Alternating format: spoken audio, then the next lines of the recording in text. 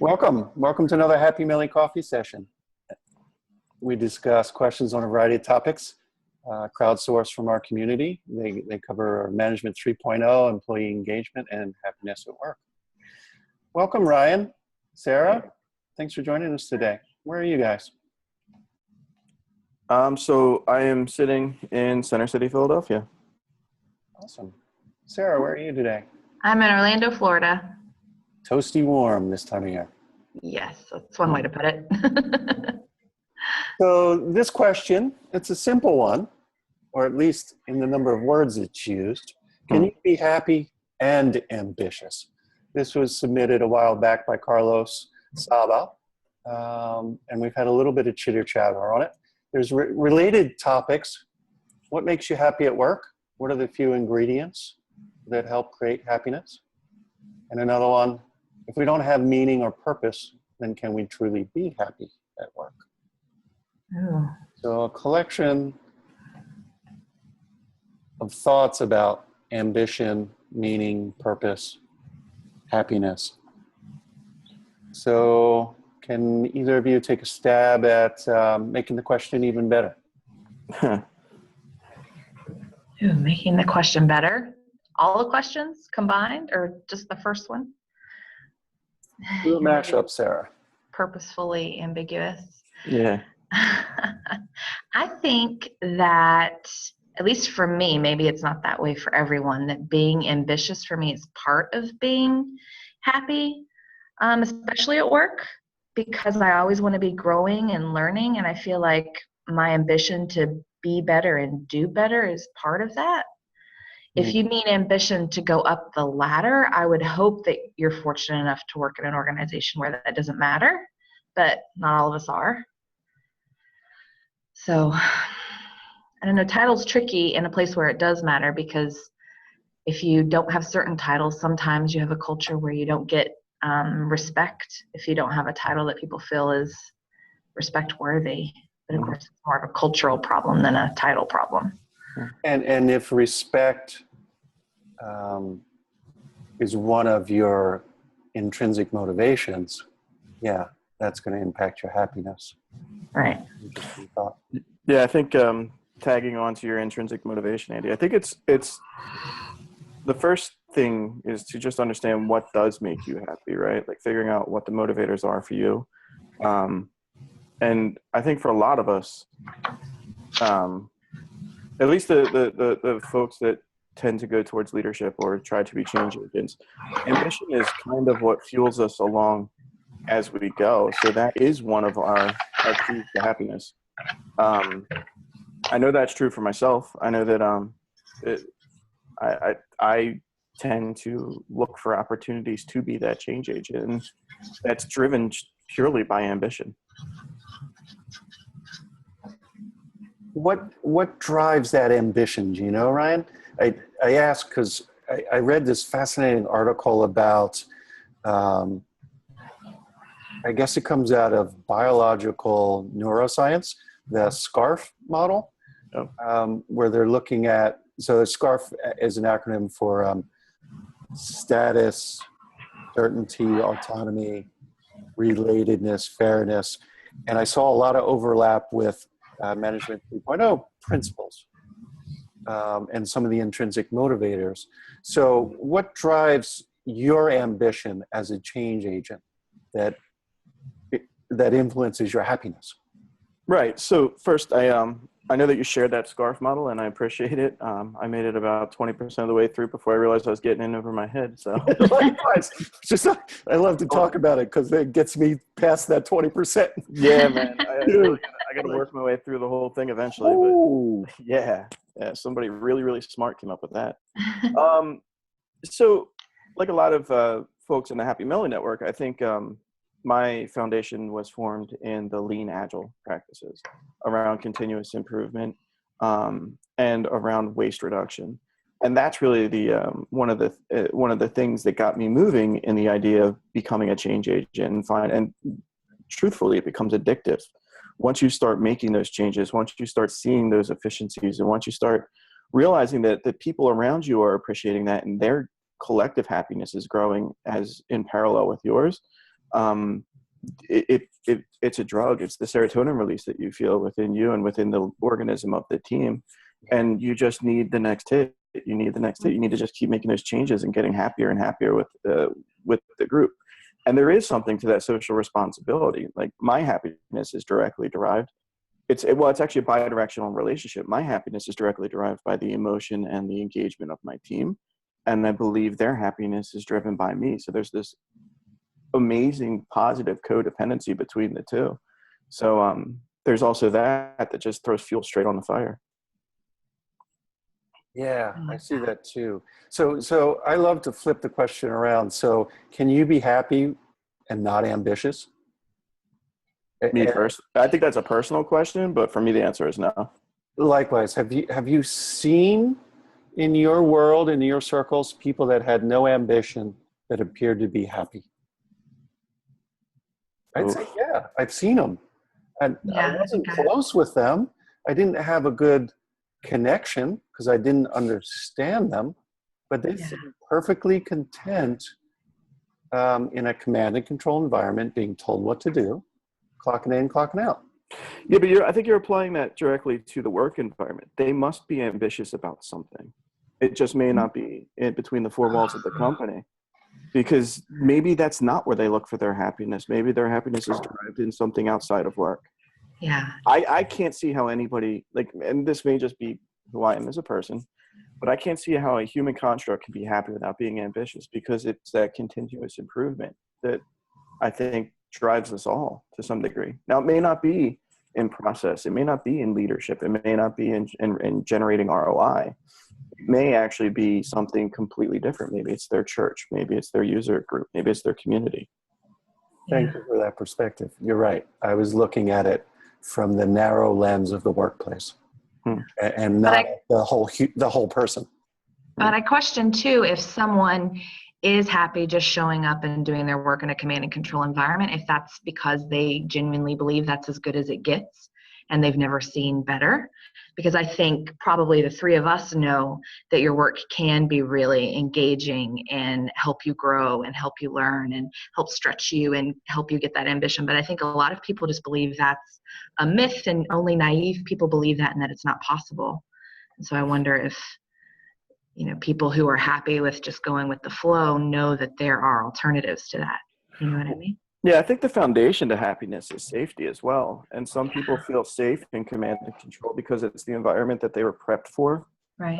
It's the environment that's kind of pursued for the last however many centuries you want to throw out there. But once you realize that there is a safety and more of an autonomous, human-based organization, you can probably shift that person's happiness from command and control to one of openness and collaboration.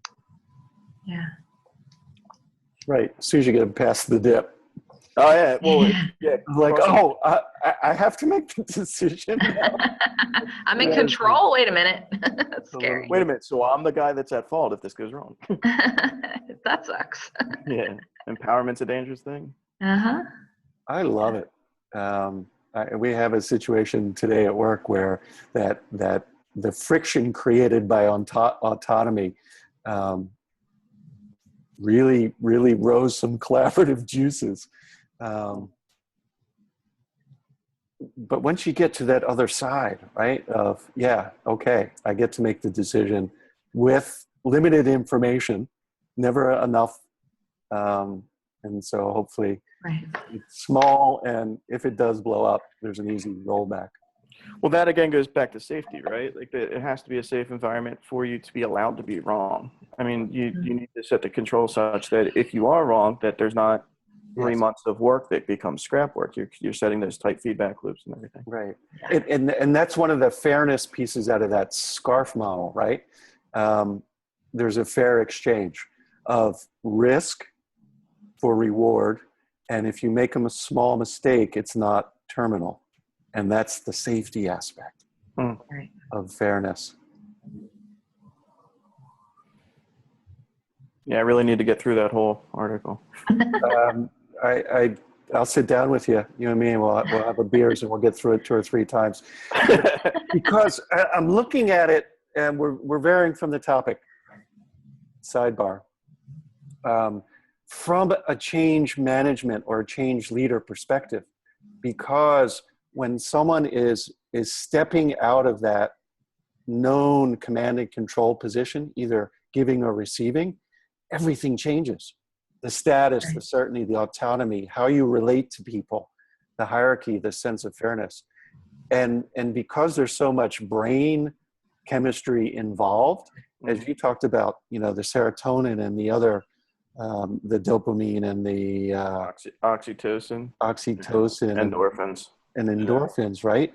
There is measurable threat avoidance or reward and approach going on in your amygdala in these environments, right? Yeah. Where you're concerned about status, and that part of your brain is so much faster than your prefrontal cortex in making stuff happen. And so as we do change, it sounds like, Ryan, well on, the upslope of seeing change taking effect and feeling the rush, but the uncertainty and the scariness of it, combined with, I'm going to see if I can roll this back into today's topic. The ambition to make change happy can be scary and could screw with your happiness temporarily. Yeah. I think the real question, we can sit here and pontificate about like how awesome it is to get to the point where you're an empowered change agent, you feel safe and all that. But I'm just trying to roll my head back a few years to how did we start this journey? How do we start the conversation? How do we get an organization framed so that they're receptive to this? And I'm like I said, I'm trying to roll myself back to that desk I was sitting at when I first started coming on. You have to make the pain big enough that it's worth the risk, right? Yeah, that's the catch-22 of it, right? Yeah, but I think and I feel like it's my job as an agile coach to raise those pains and be a mirror to the team so that they can realize that whatever pain they're experiencing is worth risking, doing something a different way. Mm-hmm. It's such a paradigm shift to go from a place where everyone is not going to do their best work because they're trying to get away with things to, if we trust the people, then let's be amazed by what they do. You have to show how painful it is in the current state to be worth the risk of trying something new. Now, Sarah, do you see when you go into an organization where there is pain and there is struggle, this is actually going to be a two-part question. Do you see people acknowledging that is the reality, that it is generally that there is room for improvement of the happiness? And secondarily, do you hear quite often that for whatever reason, they're special and different than the other organizations that were able to get to a happy state? Mm-hmm. I'm an internal coach, and that's all I've ever been. So I don't have a lot of experience going into multiple organizations. But the ones that I have worked in as an internal coach, I feel like they definitely see that pain and want things to be different on the team level. Helping leadership see that is usually a very different challenge. Amen, sister. Level, they're always like, now my role has kind of evolved from being an agile coach to being pretty much a straight up manager because we're doing Kanban. So I don't need a lot of involvement from me as far as getting the process to go. And that's been enjoyable because I've been able to say people, like we just hired a new QA guy who started Monday and he's been sick. And I was like, dude, just go home and get better. And he's like, what? But I just started. I was like, yeah, and I wouldn't have hired you if I hadn't thought you were trustworthy. And I know that you're ill. So go home, get better, come back, we'll work it out. And, it's just such a different mindset from a boss who's like, I need you to clock in and clock out. And, yeah. At the risk of going down another rabbit hole, Kanban from a framework perspective, it fosters happiness so simplistically and so beautifully, right? You actually get the visual recognition of the work flowing, and you get things done, right? Like you try to focus on the single piece flow, and I'm not sure if you're using physical or virtual boards, but if you have a physical board, it's even better because you have the tactile ceremonies of moving things along and slapping it on the done. Yeah. Hang a bell right next to it.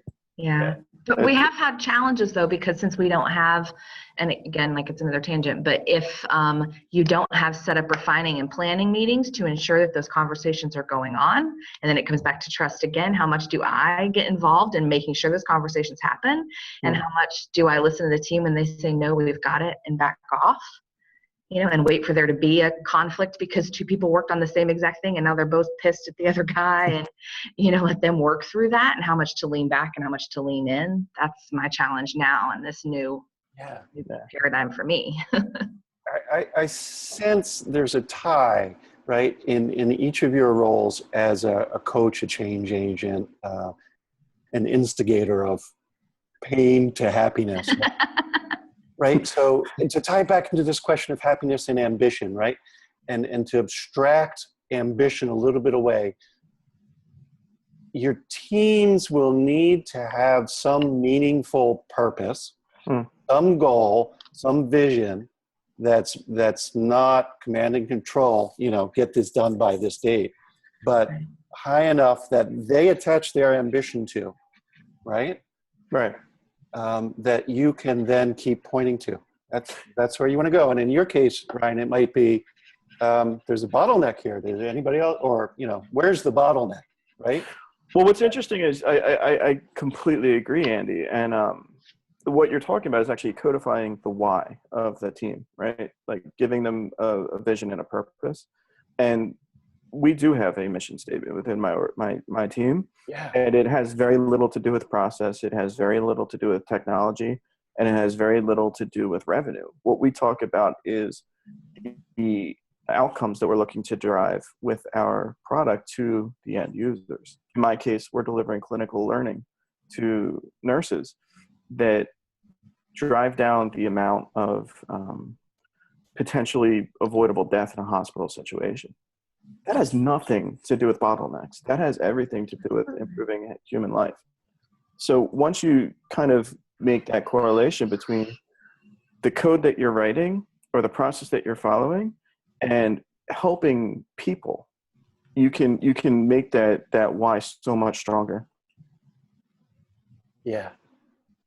And is that why part of the ambition of the team, if there is such a thing as a collective ambition? Absolutely. So that informs it. I think it's necessary. And if you're on a team where you don't have that, it becomes a challenge. If people don't have the motivation. Right. That's what I found. And then you're just collecting paychecks. And that's more like a meta level, right? And you also have to come up with something. So in an environment where there's multiple teams, you give an overall rudder to the ship, but you also have to give the teams a little bit of an agreement, and we call them working agreements, right? But basically a set, I usually go with working agreements or like the hand rule. You need 5 or less. And it helps them define the why of the membership to that smaller team within the larger organization. And if they collectively come to terms with what binds them as what they're going to be working on, it enables happiness within that team because they have a shared understanding of the rules of their membership. Yeah. Do you feel, and again, it's another tangent, sorry, but do you feel like you need purpose from higher up in order to come up with that purpose team level? Or is coming up with the purpose on the team level enough without the support from senior management and executives and like company wide? I do not seek management approval of team level working agreements. No, I don't mean working agreements. I mean the bigger vision. Oh, the bigger vision. Bigger purpose. Yeah. So there is a delineation there. Absolutely. I mean, the organization really needs to, there is strategy at all levels, correct? Right. And I believe there needs to be connective tissue between those strategies at the various levels. All of them tie up to a larger vision. And yes, I do believe in that regard, there needs to be a direct correlation between higher up vision and departmental vision or product level vision. Yeah, absolutely. Even though you may have almost completely autonomous working groups, they are part of a larger organism called the corporation. Right. And without shared purpose, they might as well just be spun off and be a separate company. Yeah. Interesting. How else can we look at this question? Can you be happy and ambitious? What were some of the follow-up questions that were attached to that, Andy? So there are other questions in the theme. So the 3 were, can you be happy and ambitious? What makes you happy at work? What are a few key ingredients that help create happiness? And if we don't have meaning or purpose, then can we be truly happy at work? And if we dive into the can you be happy and ambitious, there's some back and forth. Some of it's a little lengthy to be hard to read. Let me see if I can just scan. Well, I think skipping to the last one, without meaning or purpose, can you be truly happy at work? I think everyone defines a meaning or purpose at work. Some organizations have a shared meaning or purpose. Mm-hmm. Other times when there is no shared meaning or purpose, individuals set it up for themselves and they drive their own context. I mean, my perception is everybody has a reason for getting out of bed and going into work. Sometimes it's money driven. Sometimes it's there's a mission or a greater good that drives them. But everyone's going to set their own meaning or purpose for getting out of bed and going to work in the morning. Yeah, Absolutely. But I'm a huge proponent of setting that shared meaning and that shared purpose, both at the meta and at the team level. Mm-hmm. yeah. And those are both of the, actually something that popped in my head is either I was rambling on or somebody else was talking and I tried to be polite. Those are organic items, right? Those missions and those team working agreements are not a one-time activity, chisel it in granite, hang it on the wall. It's one of those things that evolve as the market evolves, as the team evolves, and as the organization evolves. So making sure that we have a curation model in place so that we can come back and reevaluate. For the team working agreements, it's obviously much more frequent than something at the organizational level. Right. That's a very important thing to note, I think. That it's a living, breathing thing that's going to change and evolve.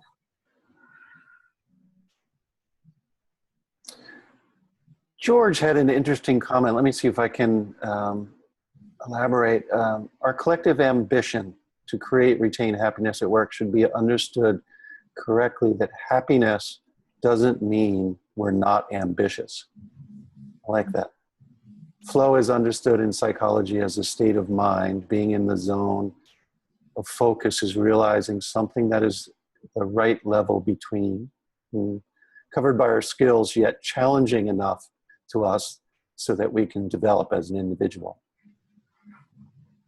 So that's, he's tying it in, ambition as a stretch. It's not a slam dunk. Yeah. That feels to me like it ties into Daniel Pink's autonomy, mastery, and purpose. Then you're getting in more to mastery, right? And that you have to be able to grow and master your own field, whatever that is. George goes on to say, so to me, happiness at work means I get lots of opportunities to be in flow, interspersed by various elements of pure fun.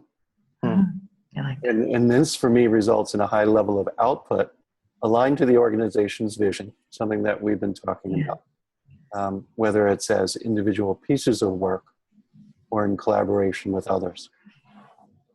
It's those high engagement interactions. Awesome, George. Mm-hmm. Carlos adds, don't forget the politics. So how does that play? I guess what Carlos picked up was on ambition and something that you talked about at the top of the call, Sarah. Hierarchy. Yeah. Prestige, status, politics, ambition. You guys want to explore that a little bit with us? How much time do we have? We have unlimited recording capabilities. How long our audience will listen, Ryan, is another issue. I'll just edit you out. It's fine. Yeah. Snap.